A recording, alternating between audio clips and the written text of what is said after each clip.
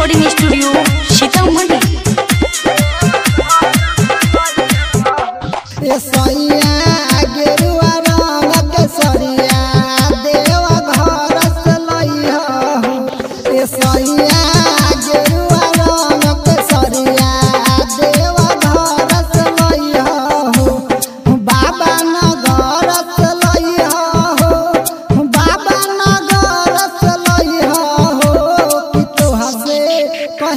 तोहर में हरिया बतिया जनी तू भुलैया हो ए सैया गेरुआ रंग के सरिया देव घर से लैया हो। प्रेम से बोली बाबा बासुकीनाथ की।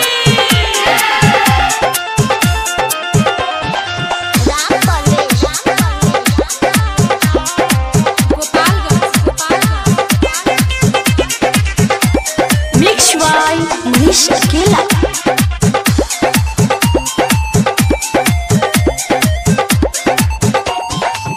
चूरी लहटी बिंदिया वाली औरी लइहा से नूर हो ए पिया तू जरूर हो। देव घर के फेराए सैया बारे बारा मशहूर हो ए पिया तू जरूर हो। बाबा नगर से लइहा हो बाबा नगर से लइहा हो कि तोह से कहेली तोहर में हरिया बतिया जन तू भुलैया हो ए सैया गेरुआ रंग के सरिया देव घर से लइहा हो। प्रेम से बोली बाबा बासुकीनाथ की।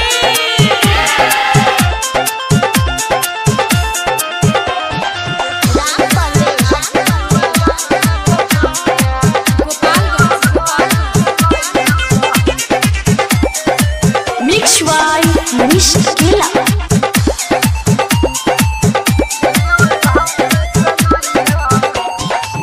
हाथ के कंगना लइहा पिया चूरी शंखा पोला हो चूरी शंखा पोला हो। उनके दया से भइल ललनवा कृपा करी हे बोला हो कृपा करी हे बोला हो।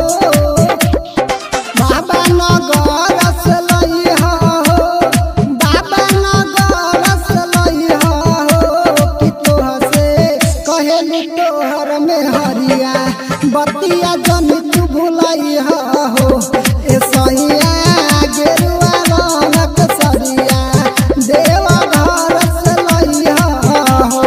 देव के देव महादेव की।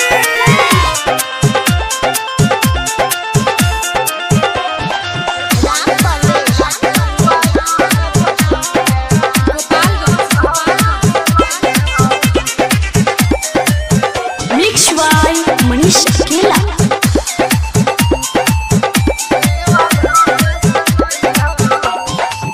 राइटर शंकर जरे जइहा पिहन एको चिलाम हो पिहन एको चिलाम हो।